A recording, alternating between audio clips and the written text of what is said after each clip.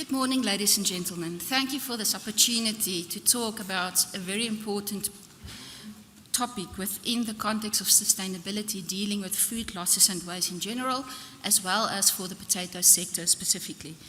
Now, according to the United Nations Environmental Programme, an estimated third of all food produced for human consumption globally is wasted, amounting to a staggering 1.3 billion metric tons per year, or, related in a more understandable manner, 43 kgs per capita per year on a global scale. So that's a lot of waste.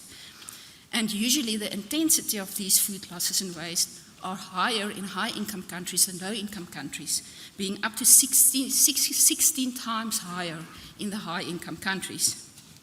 The critical importance of understanding these issues is even more pronounced when considering that almost 30% of people in the world are moderately face moderate or high food insecurity. Thus, about 2.3 billion people do not have enough food to eat, and so much is wasted. We can also not neglect the environmental consequences of these food losses and waste, with estimates saying that 8 to 10% of all greenhouse gas emissions come from food waste, not even mentioning all the wasted financial and natural scarce resources. Now, food losses and waste occur in all nodes of the value chain, from the farmer right through to the final consumer, and can have numerous causes, things like natural factors, adverse weather conditions, pest diseases, inadequate technical knowledge in all nodes of the supply chain, even at consumer level, not knowing how to store a product properly. Also, infrastructure challenges. In South Africa, we are very familiar with those. Supply chain disruptions, it's also been mentioned earlier today. Insignificant access to markets, market inefficiencies, and so on. So, given this entire picture of the enormous food losses and waste and the importance of that, it also features in the Sustainable Development Goals, number 12.3, aiming to halve food losses and waste in the entire value chain by 2030. Okay, now let's unpack the nature of food losses and waste at a global scale. So now this is mostly based on that UNEP report on the Food Waste Index Report 2024. So considering value chain nodes, we can clearly see that the earlier value chain nodes, in other words, in this case, this will be farming, post-harvest handling, processing, and so on, represent at a global scale about 41% of the total waste and losses, followed by 36% household level, and then food service and retail with significantly lower percentages. Then, in terms of commodities, there's a general trend that the more perishable commodities, like fresh produce, meat, and fish, tend to have the higher perishability and then also higher food loss and waste percentages. Considering a similar slide, but now for the South African context, where this is based on a report published by the CSIR in 2021, we can see that, again, the earlier stages, if we look on the graph on your left-hand side, the bottom three bars, the food production, the post-harvest handling and storage, and the processing and packaging, representing a joint 68% contribution to the food losses and waste, with the household level in the second position, and distribution, which will then include things like market agents and retail and so on, as well as the food service at only 6%. So we've got quite a bit of a similar trend, but different percentages than internationally. And it's interesting that at our household level, there seems to be a significant lower level of food loss and waste compared to the global average. In terms of the various commodities, once again, a similar picture can be seen where things like fruits and vegetables, milk, meat, and fish tend to have the largest food loss waste percentages. What's interesting, though, is the differences between what we see for South Africa, or the CSIR saw for South Africa, and global trends, where for fruits and veg, 15% locally, 40% globally. So there we've got quite a lower percentage, which is really good. And then for milk, it's similar, local and internationally. And then for the fish and the meat, we've got a 15% loss rate, where that's only 10% globally. So there's some work to be done there. Now that we have a bit of a better understanding of what's the picture globally, let's shift our focus to South Africa. Now, in the last few years, Potato SA was involved in a TIA-funded study entitled Feasibility Study of a New Value Chain for Lower Grade Potatoes in the Agro-Processing Industry. Now, this was a mega project with different components. You'll hear a lot about this project within this session.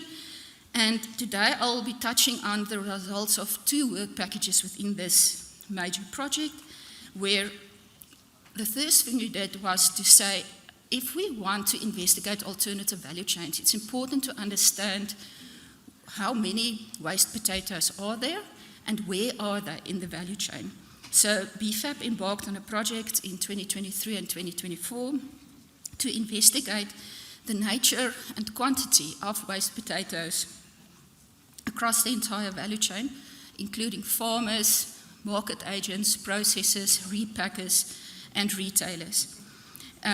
Now, in this final sample, we managed to get cooperation from 2 major retailers, 4 fresh produce market agents, 1 potato processor, and 42 farmers across the major regions, representing about 16% of the total area.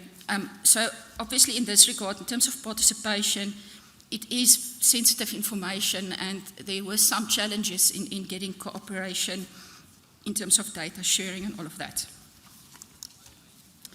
Okay, so let's have a look at how do value chain role players define waste or lost potatoes. At the primary producer level, the general consensus was it was potatoes not meeting the standards of the formal market with a quality grading above 3. For the market agents, produce that cannot be sold due to various quality concerns to the primary intended customer. Then for processors, they define the food losses and waste from 2 perspectives. On the one hand, in terms of the potato input, in other words, produce with certain defects not suitable for processing, and then in the processing side, waste generated in the plant where it's due to processes like peeling, blanching, freezing, and all of those things. And then for retailers, potatoes that reach their sell-by date and hasn't been sold. Okay, now what are the main causes, according to the respondents, of waste or lost potatoes? Remember, this is the perceptions of the various value chain role players, and not something that was scientifically measured in terms of measuring the actual wasted potatoes and their causes.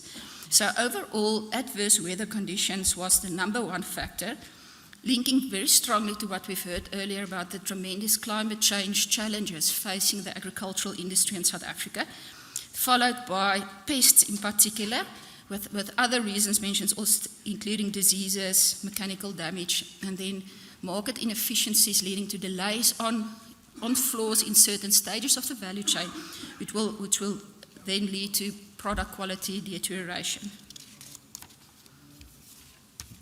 Okay, now in terms of the nature of potato losses and waste, generally larger potato sizes tend to have larger food lost waste shares, as well as certain cultivars, like especially Mondial and Ranoma.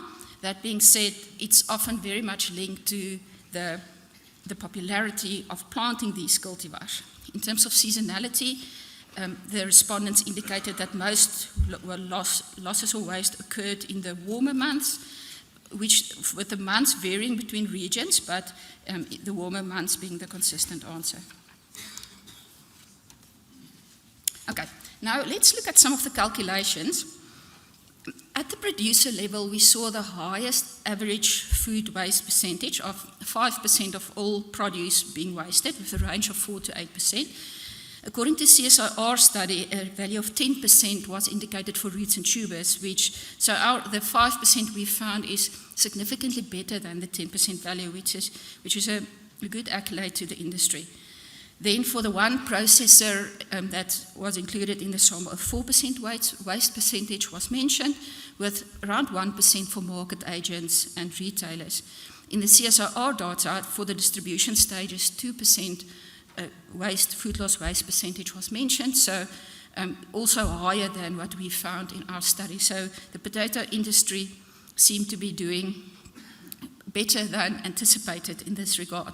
So, and then we can also see that in terms of absolute quantities, the largest quantities of waste are wasted or lost or wasted at the producer phase, followed by market agents and retailers. We need a bit more expansion in terms of the processing side to make inferences there. Now, looking at primary production at regional level, there we have a map with the estimated quantities, values, and food loss waste percentages for potatoes among the farmers in the various main regions. Here we can see that the highest food loss waste percentages were observed for the Western Free State, Mpumalanga and KZN, 8 and 7% respectively, but with the highest absolute waste quantities observed in the Western Free State, Eastern Free State, Limpopo and Sandveld, jointly contributing about 65% of the total potato waste in the country for that year. In terms of the uptake practices, so what happens to these wasted potatoes? Overall, about 40% of these potatoes were channeled to human consumption, and the remaining 60% to animal feed, and a part of that 60% is also allocated to just throwing it away and completely wasting it. Unfortunately, due to data limitations, it was not possible to split that 60% in terms of the animal feed and the just sort of throwing it away completely. And then we saw some differences between the different regions. What's interesting is that an important uptake practice of the lower quality potatoes is transferring the edible ones into the informal trade, either through informal traders, especially sold to those by the fresh produce markets, and also on farm levels sales to bakkie traders. The retailers indicated that they will typically sell past sell-by, but decent produce to their staff for certain discounts, and then donate the rest for human or animal feed, depending on the quality of those. So ideally, we still need a lot more detail to really unpack these uptake practices in different regions in South Africa as well. Okay, so now I'm going to shift the focus, still in South Africa, but to the consumer level. As part of the aim of the TIA project was to explore alternative markets for lower grade potatoes. In collaboration with the University of Stellenbosch Department of Agricultural Economics and a master student there, Mrs. Liesel Solomon, we did some research on consumers' willingness to pay and accept lower, the ugly potatoes, the ones that are not aesthetically pleasing, and that was done through an incentive-compatible random price experimental auction, that's a mouthful, and self-completion online consumer surveys. There you can see some pictures of some of the pretty potatoes used, some of the uglies, which is very interesting looking. Some consumers evaluating the potatoes prior to bidding, the bidding rounds and random selection of bids and all of that. I could probably talk 20 minutes just on the consumer survey results, so I'm going to go over these results really quickly. In essence, how the experimental auction flowed, initially the sample of consumers had a bidding round where they bid on the 1 kg packet of pretty potatoes and a 1 kg packet of ugly potatoes. Then they were subject to an information session telling them about the environmental benefits of accepting the waste potatoes, telling them about things that a pretty and an ugly potato in a good condition will have similar nutritional values and so on. So after this information session, then the bidding rounds were again done, in other words, to elicit whether additional positive information can change consumers' behaviors and perceptions towards ugly potatoes. Now, we saw a definite increase in willingness to accept post-information, and initially, an average of 45% discount was applicable if consumers were willing to accept the ugly potatoes. However, after the information session, that improved to a 27% discount. So now for future research, the question comes in whether at that level of discount, it will be worthwhile to get these ugly potatoes to these target markets. And it also goes along with processes like consumer education, and that is science back to how can, at household level, these uglies be used in a good way, as they might not necessarily be suitable for all cooking processes. So this is just a quick slide on the big consumer survey we did. So we targeted 216 consumers across low, middle, and high income consumer segments. So what I want to point out here especially is here at household level, we saw a 14% potato waste percentage. So it means that roughly 1.5 out of 10 potatoes are wasted at household level, which is not, it's lower than global averages, but it's still a lot of foods that's wasted considering the cost of potatoes for households. So in this survey, we also asked consumers, are they willing to buy pretty, dirty, and ugly potatoes? So there we saw a significant decrease from practically the entire sample willing to buy the pretty potatoes to only 60% willing to buy the dirty potatoes, and then 43% willing to buy the ugly potatoes. And in terms of their stated willingness to pay, to decipher the discount rates that applies, the dirty potatoes had a 34% discount rate in this particular survey, and the ugly is a much better one than 5%. So we can again see the trend that there's definitely a discount associated with the ugly potatoes, with the consumer survey sample seeming a little bit more positive in terms of the product, as they demanded a quite small premium to accept those. And just in terms of the reasons for not willing to accept these products, for the dirty ones, they don't like the dirt, they can't evaluate the quality, they're concerned about the safety, while often in other cases, consumers might feel that the dirt is good and it makes it natural, but it seems that for the majority of the South African consumers, it was more a case of not sure what you're buying and you don't want to risk losing money. And then for the dirty potatoes, people felt that they damaged, not fresh, not safe to eat, and all those reasons. Okay. So I'm going to go over this quickly.